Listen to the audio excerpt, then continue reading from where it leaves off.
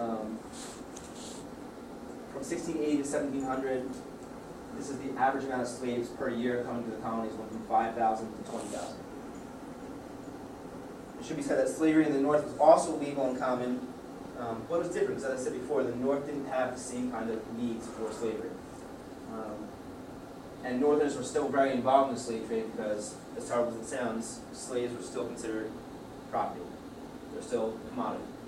What were the Northerners really good at moving? Products. Any way they could make a buck, they would. This is a great way to make a buck. So people from Rhode Island, Massachusetts, these areas, they were very involved in the transatlantic slave trade. Life under slavery really depended where you lived. I said before, in New England, slaves worked as field hands or house servants. And people kind of talks about how this is maybe not as nice because you were isolated from one another. You didn't have the same kind of ties to other slaves. I think slavery is slavery either way, and both are terrible. But nonetheless, I guess it's a trade-off because you would be less arduous work, be more indoor type stuff. The middle colonies was similar to New England, but a small population did work in mills, in the beginnings of factories at this time. The Chesapeake, most slaves were field hands and worked in terrible conditions. Same with the southern colonies. This did allow for the development of slave culture. When we talk about, in the 1800s, this idea that, second and third generation slaves, they started to organize more. This was a much more unorganized attack than the Stonewall Rebellion because this was, slaves broke out, they confiscated firearms, and they went to house, killing masters and their families. I mean, it's a pretty good way to get your point across, but it's not necessarily trying to escape. And they wanted to get to Florida, but that's probably a pipe dream. What you start to see after this is they limit the amount of slaves could have. They couldn't assemble in groups. They couldn't learn to read. That type of thing really, for this time, put the clamps down on slaves trying to get away, trying to escape. I was asked, were there a lot of people trying to escape, or a lot of slaves trying to escape in this time? This type of, act, the Negro Act, is basically, nipped it in the butt for a little bit. It was a good way of controlling large populations of slaves.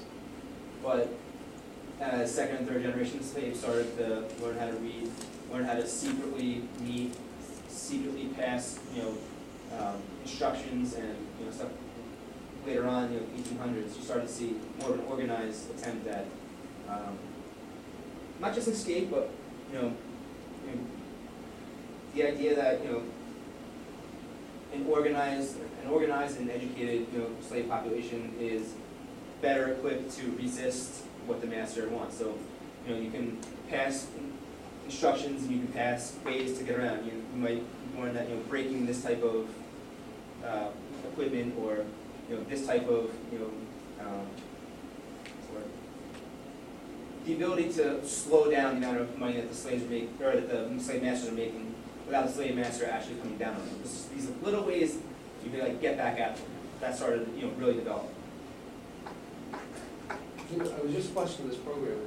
They were telling that the slaves were staying in their cabins while the masters were going to church every Sunday.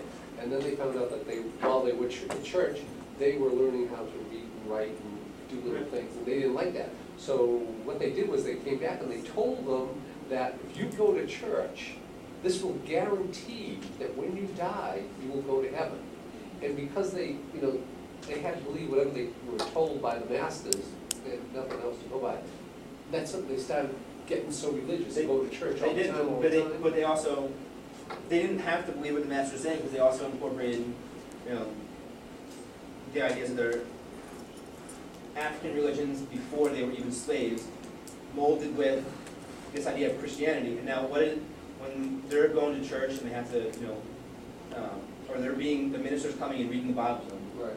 What stories are the slaves really going to latch onto? Exodus.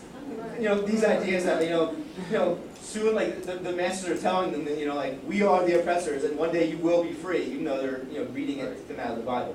So that's what they latch onto. So, pretty cool. Question: was it slavery or bond to of acute racism. Like, how does slavery promote or help develop? I'll explain that. Slavery It's kind of like this question, what came first, slavery or racism? Probably the idea of slavery came first because in ancient cultures there was slavery. But this type of slavery, How come this like became racism? Because I like because the idea that one culture or one people is inherently above another group of people,